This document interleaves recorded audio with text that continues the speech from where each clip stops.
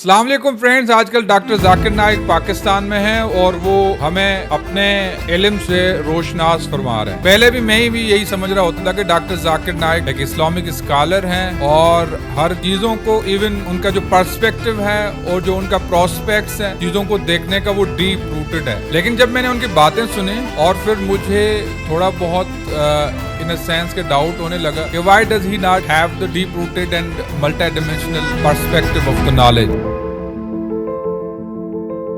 क्योंकि मैंने कंपैरिजन किया कि डॉक्टर वहीदुद्दीन साहब जो कि इंडिया के बड़े एक फिलोसॉफिकल और एक कहते हैं कि लर्नेड इस्लामिक स्कॉलर हैं, सर्च किया कि उनका क्या कहना है इनके बारे में। आप ये देखें वीडियो में वो क्या कह रहे हैं।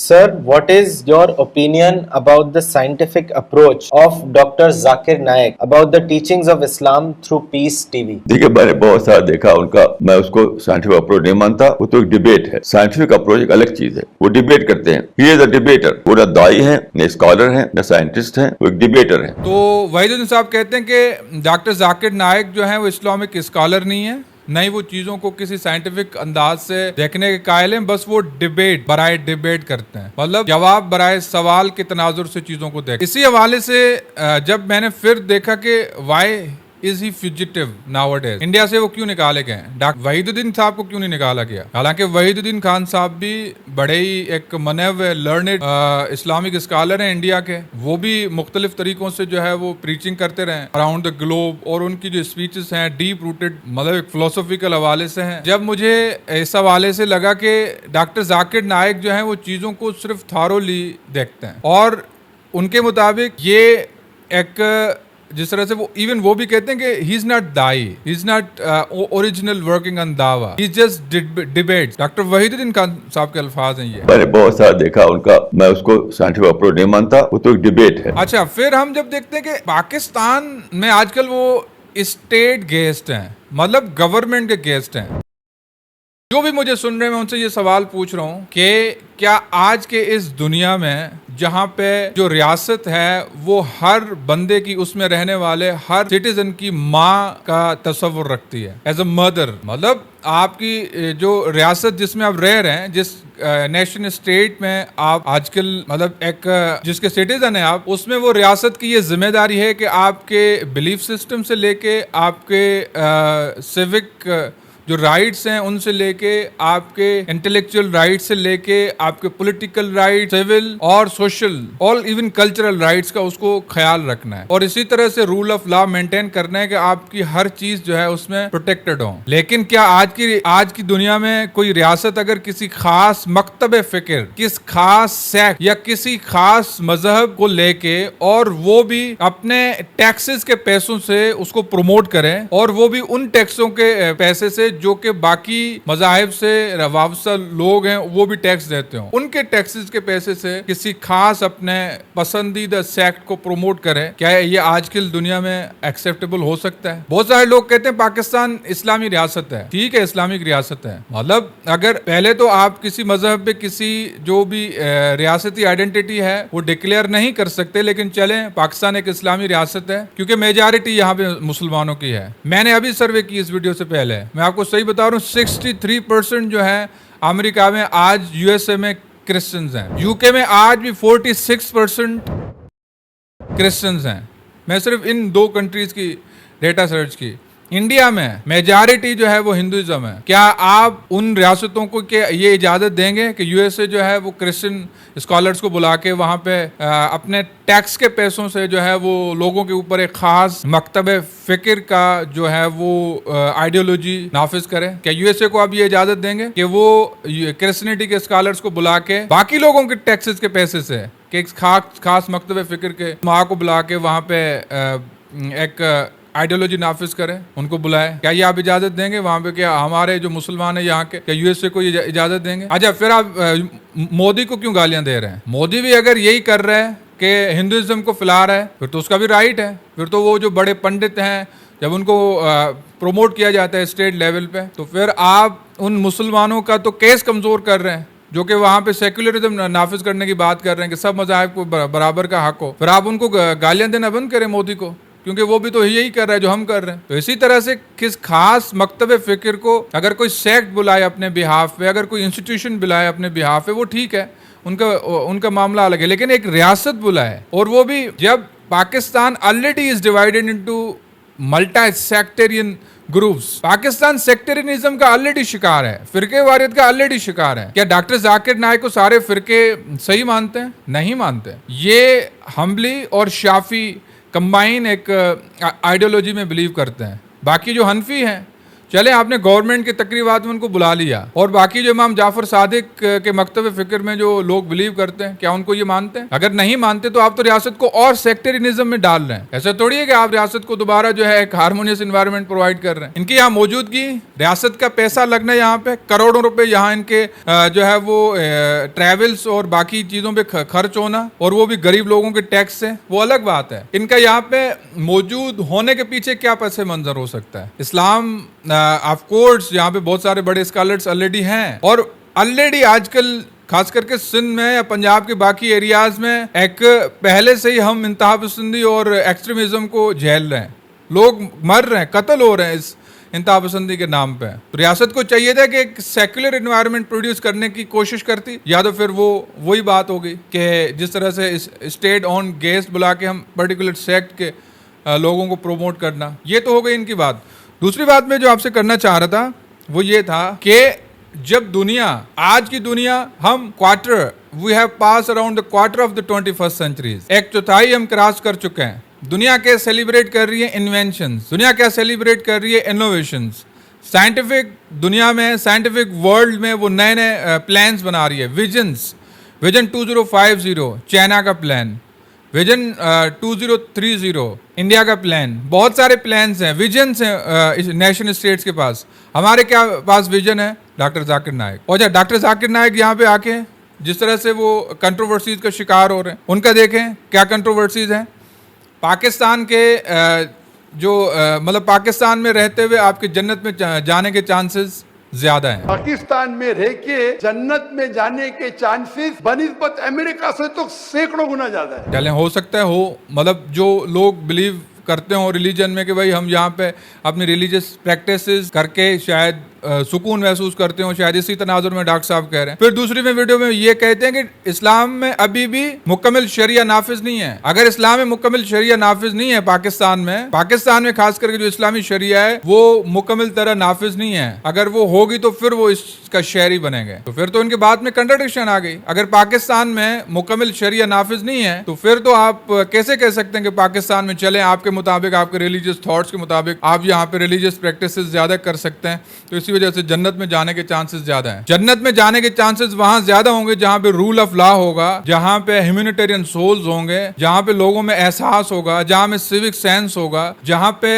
लोगों के मतलब अपने जो जान और माल की हिफाजत की जमानत होगी। मुझे ये बताएं, यूएसए में आपकी जान और माल की हिफाजत ज्यादा है या पाकिस्तान में ज्यादा है? मुझे ये बताएं, आपके जो इंटेलेक्चुअल राइट्स हैं, सिविक राइट्स हैं, वो यूएसए में ज्यादा महफूज है या पाकिस्तान में ज्यादा महफूज है? मतलब इतना सा बताएं, आप जन्नत में चले जाएं। अच्छा, उसके बाद एक खातून उनसे सवाल कर रही है कि भाई आप जो है ना हमारे यहाँ पेडोफिलियन और क्राइम स्मगलिंग ज्यादा है, तो उनको बजाय जवाब देने के वो कहते हैं आप माफी मांगे।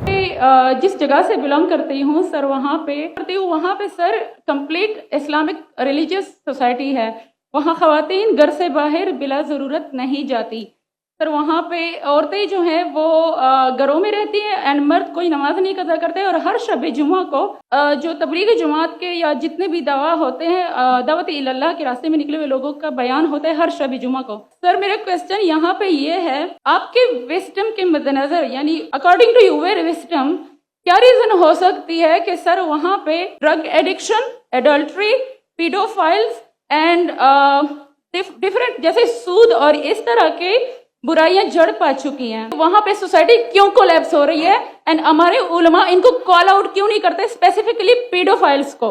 आपका सवाल है कि आपके माशरे में माशाअल्लाह बहुत इस्लामिक है, इज्तिमा होता है, लेकिन वहाँ पीडोफाइल, अगर मैं सही सुना हूँ, बहुत कॉमन है।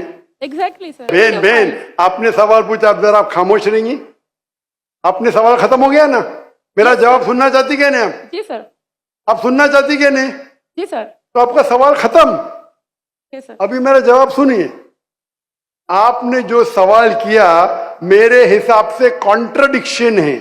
आपने कहा मेरा माशरा बहुत इस्लामिक है और मेरे माशरे में पीडोफाइल है, दोनों में टकरार है। कोई भी इस्लामिक माहौल में पीडोफाइल हो ही नहीं सकता। इधर आपका पहला पार्ट गलत है या दूसरा पार्ट, ये मुमकिन ही नहीं है। आपको माफी मांगना चाहिए कि आपका सवाल गलत है। सर मेरा यही सवाल है कि वहां पे यही रिलीजियस लोग pedophile हैं। बहन जी, आपको पहला कबूल करने पड़ेगा मेरा सवाल। अगर आप कबूल नहीं करेंगे तो मेरा जवाब खत्म। ओके सर, मेरे सवाल की नौयत गलत है। नौयत गलत नहीं, सवाल गलत है, आप गलत है। क्योंकि ये इस्लामी माशरे में हो ही नहीं सकता भाई। इसका मतलब है या तो ये इस्लामी मुआशरा नहीं है, मतलब अगर या तो ये इस्लामी मुआशरा नहीं है क्योंकि वो खातून के मुताबिक वो वहाँ की रहने वाली हैं तो वहाँ हो रहा है सब कुछ, इसका मतलब है यहाँ ये इस्लामी मुआशरा नहीं है। अच्छा, अगर ये इस्लामी मुआशरा नहीं है पाकिस्तान, फिर यहाँ जन्नत में जाने के चांसेस कैसे ज्यादा हो गए? मतलब आपकी बातों में इतनी कंट्रोवर्सीज हैं। अच्छा, फिर एक कल के उसमें इंटरव्यू में खातून को कहते हैं कि जो वैमेन जो है कि जो बाहर काम करना और इस तरह से इस्लाम में जायज़ नहीं है, इस्लाम उनको घर में बैठने के लिए कहता है। क्यों?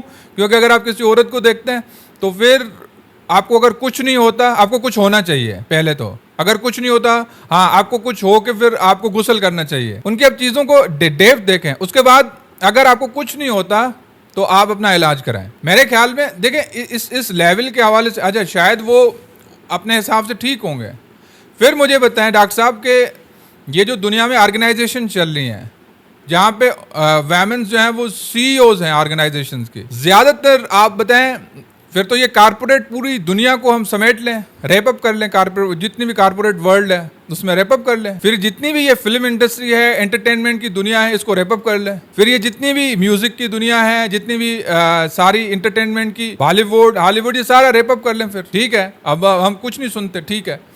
फिर भी आज मुझे बताएं, हम रेप अप करके भी करते हैं, आप मुझे ये बताएं रेप के जो केसेस रिपोर्ट होते हैं वो कहाँ ज्यादा रिपोर्ट होते हैं? आज भी उठा के देख लें, ज्यादातर इस्लामिक कंट्रीज में रेप के केसेस, हैरेसमेंट के केसेस कहाँ रिपोर्ट होते हैं? फिर अगर ये मसला रिलीजियस है, औरत का इशू जो अगर रिलीजियस है, सोसाइटल नहीं है, सिविल सोसाइटी का मसला नहीं है, फिर तो रिलीजियस सोसाइटी में जो है वो कोई भी केस रिपोर्ट नहीं होना चाहिए। इसका मतलब है हाँ, और आपका जो आइडियल दुनिया है, मतलब यह है कि मर्द को कुछ भी हो सकता है औरत को देख के। फिर तो जो नॉर्मल नार्म्स हैं, जो कल्चरल, जो मॉडेस्टिटी के स्टैंडर्ड्स हैं, वो तो फिर कुछ भी नहीं है। बहुत सारे हाई स्टीम लोग हैं जो कि औरतों के साथ काम करते हैं, जहाँ पे वो औरत जो है ज्यादा प्रोटेक्टेड फील करती है। मुझे ये बताएं, औरत जो है वो पाकिस्तान या किसी इस्लामी मुआशरे में ज्यादा प्रोटेक्टेड फील करती है, चाहे वो पर्दे में ही हो, या यूएस है या कहीं जहाँ पे एक मॉडर्न जो उनका गेस्चर है वहाँ पे ज़्यादा प्रोटेक्टेड फील करती है? Reason rule of law, reason morals, reason norms वहाँ की सोसाइटी के। मुझे ये बताएं, आप यूके में बैठ के जो वहाँ की ऑर्गेनाइजेशंस में औरतें हेड कर रही हैं, वहाँ पे वो ज़्यादा प्रोटेक्टेड फील करती हैं या किसी इस्लामिक कंट्री में बैठ के फील करती हैं?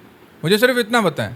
अच्छा, फिर तो हम सारी कारपोरेट दुनिया है, सारी जो एक जितनी भी एक मॉडर्न दुनिया है, उसमें अगर औरत का तस्वुर निकाल दें, घर बिठा दें, तो पीछे बचता क्या है? और अगर हम सिर्फ औरत को एक सेक्सुअल कमोडिटी या सेक्सुअल एंटिटी समझ रहे होते हैं, तो फिर औरत का मकाम क्या है? फिर कैसे आप कह रहे हैं कि औरत को इस्लाम ने मकाम दिया है, जबकि उसको सिर्फ और सिर्फ in a sense of sexual commodity आप परसीव कर रहे हैं कि आपके सेक्सुअल एरोजन्स नहीं होंगे तो आप अपना इलाज कराएं। उसके बाद कल उनसे एक सवाल होता है, वाजिद अली वो करते हैं कि मैं रिलीजियस भी होके भी खुश हूँ, मैं किसी रिलीजन में बिलीव नहीं करता फिर भी मैं खुश हूँ। जब ये सोसाइटी इस तरफ जा रही है, जब हमारा कोई इस्लाम मतलब किसी भी रिलीजन से कोई लेना देना नहीं है, फिर भी अगर हम सोसाइटल नॉर्म्स को, सोसाइटल कल्चरल वैल्यूज को फॉलो करके भी खुश हैं, तो मुझे रेशनल जवाब दें कि मैं क्यों बिलीव करूँ। नाम वाजिद एहसास है और मैं एक तालिब इल्म हूँ।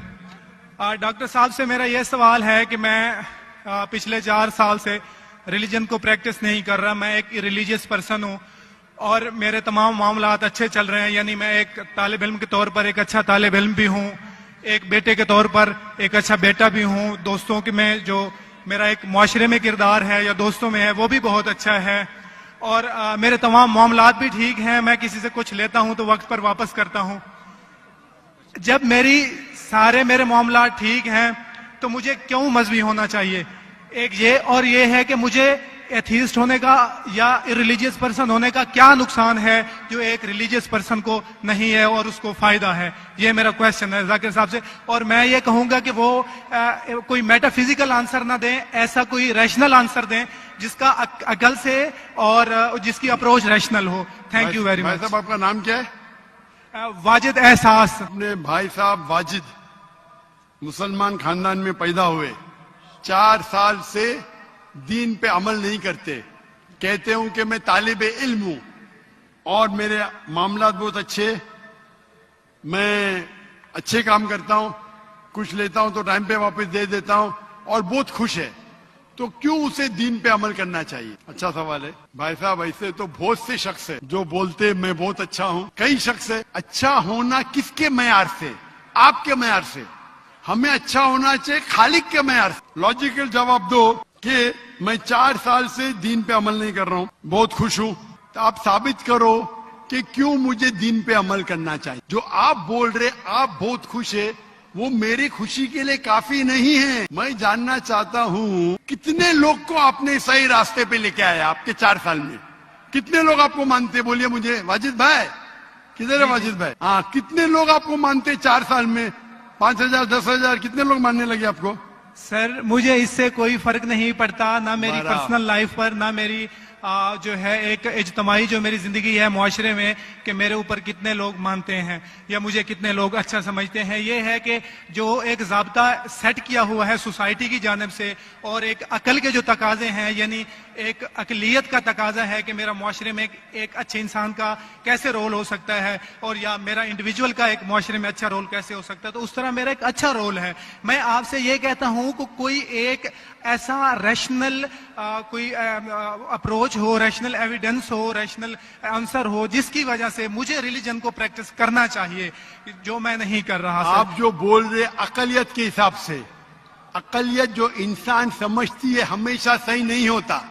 आपको पता है पहले दुनिया लोग समझते चपटी है, सैकड़ों साल हजारों साल पहले लोग समझते थे दुनिया चपटी है। जी सर, बिल्कुल ये है कि एवोल्यूशन हो रही है। भाई साहब अभी आपका सवाल खत्म हो गया, मेरा जवाब सुनिए आप। ये डिबेटिंग सेशन नहीं है, समझे आप? ये रैशनल आप समझते नहीं, जब सिंपल समझ नहीं सकते आप बोलते तो उसको बजाय घुमा फिरा के कहीं ना कहीं से, मतलब उसको आखिर में कहते हैं कि आपको शर्म आनी चाहिए कि आपने ऐसा सवाल किया है, और डंके की चोट पे ऐलान कर रहा है, शर्म भी नहीं आती। एक तो गलती करता है, डंकी की चोट पे ऐलान करता है। मतलब वो बंदा कह रहा है कि मुझे आप रैशनल बताएं, मतलब आखिर में वो कहते हैं कि अगर आपके पास ईमान नहीं है तो आप दोज़ख में जाएंगे। और ईमान ये होना, मतलब ये मैं अगर आपसे सवाल करूं जो मुझे सुन रहे हैं, मैं आपसे कोई जवाब लॉजिकल मांगूं कि मैं इस दुनिया में जब हर चीज़ मेरी नॉर्मल चल रही है, फिर भी अगर कोई मुझे कहे कि आप किसी जो है ना वो किसी भी एक मकतब फ़िक्र या किसी भी सेक्ट में अपने आप के जहन को कैद कर लें या ढाल लें, को मुझे रैशनल बताएं, तो कहूँ नहीं, आप मेरे सेट के मुताबिक अगर नहीं करेंगे तो आप जन्नत दोज़ख में जाएंगे और आखिरत की फिक्र करें आप। और क्योंकि दुनिया जो है वो काफिरों के लिए जन्नत है। मतलब ये लॉजिक हम हजारों सालों से लॉजिक दे रहे हैं। अच्छा, फिर आखिर में क्या हमें, जब दुनिया क्वांटम कंप्यूटिंग की बात कर रही है, जब दुनिया क्वांटम क्लाउडिंग की बात कर रही है, जब दुनिया स्पेस एक्सप्लोरेशन की बात कर रही है, जब दुनिया आर्टिफिशियल इंटेलिजेंस के नए नए हॉरिजॉन्स को क्रॉस कर रही है, जब दुनिया भाई क्वांटम रोबोट्स की बात कर रही है, जब दुनिया मतलब artificial organs, artificial drug delivery systems, artificial humans की बात कर रही है, जब दुनिया साइंटिफिक हॉरिजन्स में नए नए अतराफ ढूंढ रही है, और हम आज भी 21वीं सदी के चौथाई में रह के भी हम ये तलाश कर रहे हैं कि काफिर के लिए दुनिया जन्नत है और आखिरत दोज़ख। आप ये आइडियोलॉजी लेके किसको इंस्पायर कर रहे होते हैं? और तीसरी जो मैं आखिर में बात कहता हूँ, आप ये नोट कीजिएगा, डॉक्टर जाकिर नाइक की आप इंडिया की स्पीच भी उठा के देख लें, इंडियन स्पीच भी उनके स्पीच में उनका जो लहजा है वो नरम, धीमा, हम्बल्ड, और हर स्पीच में कराची से लेकर लाहौर में, कल भी ये जो वाजिद अली के साथ इनकी टोन थी बड़ी एक एग्रेसिव, शर्म आनी चाहिए आपको। और आपको वो पलवाशा जो है वो पेशावर से जो लड़की उनके सवाल करती है, उनको कहते हैं आपको माफी मांगनी चाहिए। ये जो एग्रेसिव इनका जो लहजा है आप इंडिया में नहीं देखेंगे। रीजन, क्योंकि वो स्टेट गेस्ट है। मतलब भाई उनके बंदे के जहन में जब यही आ जाए कि मैं तो गवर्नमेंट गेस्ट हूँ, फिर उनकी तकरीरें आप देख लें, दोनों कंपेयर कर लें। आपको मैं चैलेंज देता हूँ, इंडिया वाली स्टेज पे वो धीमे होंगे। आपने बहुत अच्छा सवाल किया, आपने बहुत कमाल का सवाल किया। जी बहन, यहाँ पे आपको शर्म आनी चाहिए, आप माफ़ी मांग लें, आप जो है ना दोज़ख में जाएंगे। मतलब दीज आर द कंट्रोवर्सीज। और वहीदुद्दीन साहब के मुताबिक वो भाई डिबेटर हैं। उसको साइंटिफिक अप्रोच नहीं मानता, वो तो एक डिबेट है। आप जो जिस खुशफहमी में रह रहे हैं ना कि वो इस्लामिक स्कॉलर हैं, ही is not Islamic scholar, he is Islamic debater. और डिबेटर जो है वो क्या करता है, जवाब बराए सवाल ढूंढता है, कभी भी किसी सवाल के डीप डेप्थ में जाता ही नहीं है। रीजन, क्योंकि उसको उसका जवाब अभी चाहिए, तो वो कहीं से भी उठा के दे देगा, बंड मार देगा। तो फिर मुझे समझ आया कि वाकई में ही is not Islamic scholar, he is a debater. And thank you so much for the watching.